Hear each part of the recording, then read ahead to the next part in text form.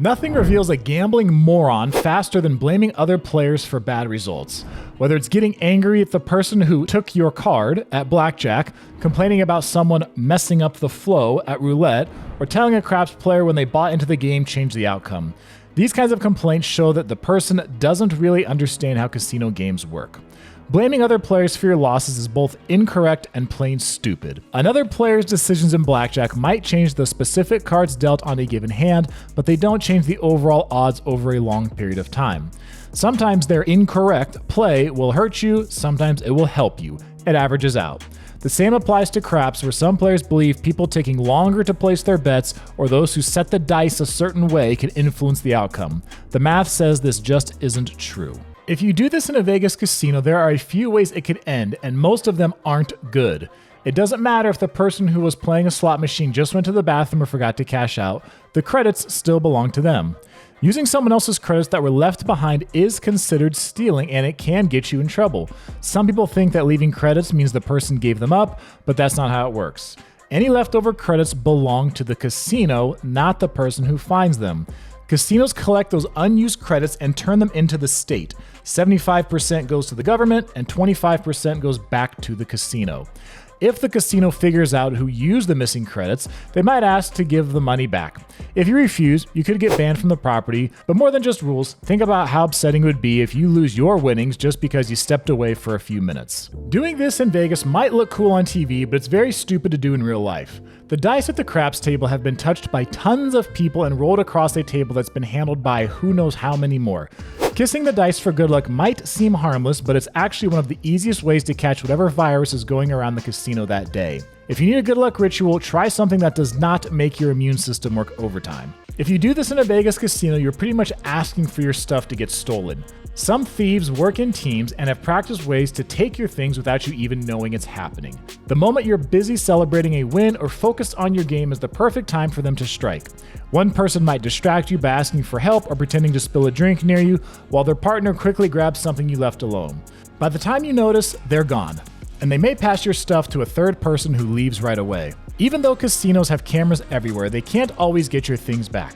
That's why your best move is to keep your belongings safe. Use a crossbody bag that stays on you, keep your wallet in your front pocket, and if you have to put something down, place it between your feet, and ideally it has a strap you can either put around your foot or the leg of the chair.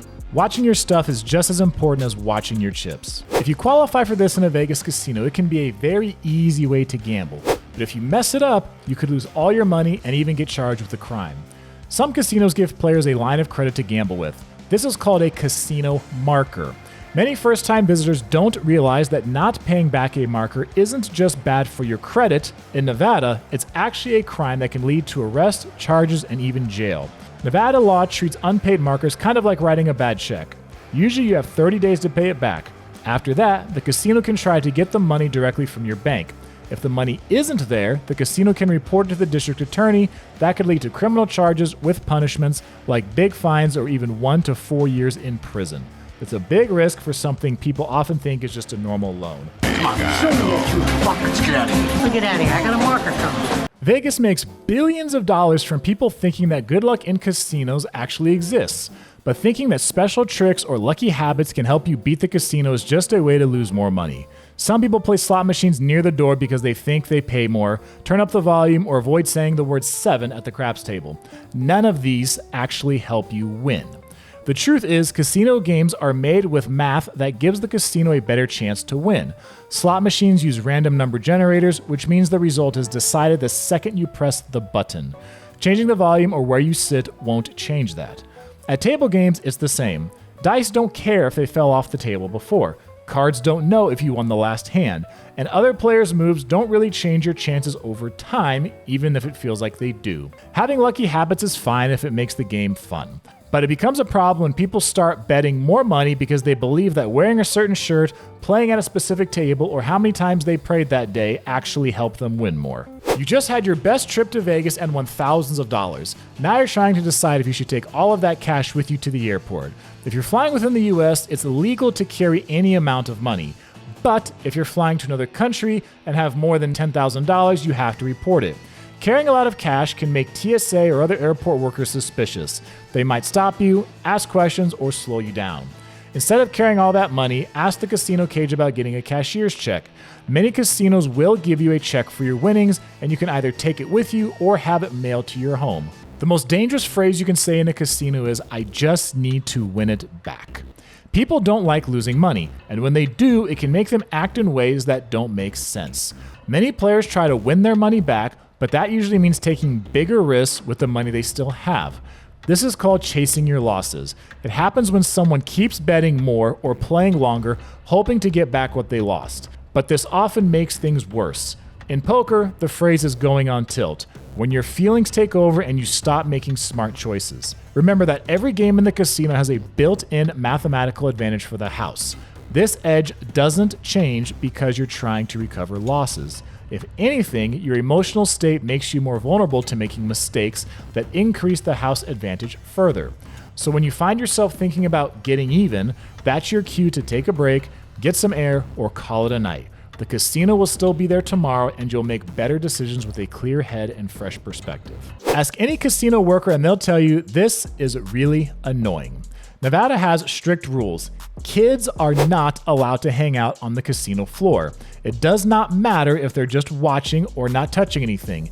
Even if you're their parent, they can't stay with you near the tables, slot machines, or even in the walkways. Kids are only allowed to walk through the casino, but they can't stop and hang around. The first time you break this rule, you usually just get a warning. But if you don't listen, you might be told to leave the casino floor. If it keeps happening, you could get kicked out of the casino completely.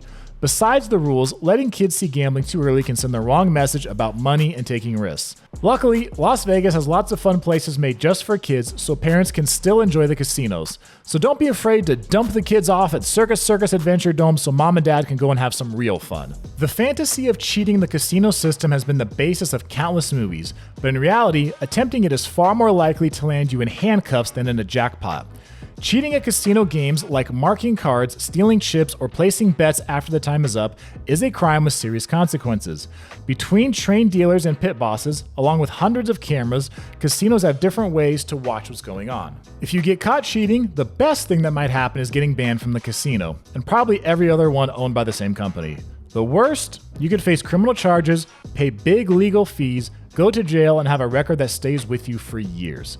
Casinos don't have to cheat. They already have an advantage in every game. That's why they don't mess around when it comes to players breaking the rules. Getting free drinks while you gamble might seem like one of the best parts of Vegas, but there's a reason casinos give them out so easily. The more you drink, the harder it is to make smart choices, and the casinos know that. After a few drinks, people often start making bigger bets, forget how much they plan to spend, and take chances they wouldn't take if they weren't drinking. You might have seen someone start the night betting small amounts like $10 or $15, and later they're slurring their words and betting $100 at a time. If someone gets too drunk, the casino might stop giving them drinks or even tell them to stop playing. Casinos can get in trouble if they let clearly drunk people keep gambling, even though that rule isn't always followed. There's a very famous story about a man named Terrence Watanabe who lost $204 million in 1 year at Caesars because he drank too much while gambling. That's an extreme case, but mistakes like that happen to everyday people all the time. It's okay to have a drink or two, but don't forget to drink water in between. If you start feeling like your thinking isn't clear, it's a good idea to take a break from the games and stop making bigger bets. The casino already has a better chance of winning, so don't let alcohol make it easier for them to take your money. Don't let winning a jackpot in Vegas turn into a nightmare. Casino parking garages might seem safe, but they are common hunting grounds where thieves are waiting for an easy target. Every now and then you'll hear a story in the news about someone winning big and then getting robbed in the parking lot.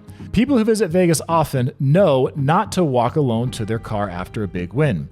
The good news is casinos will usually give you a security escort to your car if you ask. It's free, but a lot of people don't know about it. So if you ever hit it big, remember to ask for help. It's there to keep you and your winnings safe. Doing some of these things will get a reaction out of casino employees. But there are things the Las Vegas hotel and casino employees will never tell you. And to find out, just check out this video. Look at these two cups. At first glance, you may not notice a lot of difference between them, but one is skinnier than the other. That is not an accident. That is very much by design.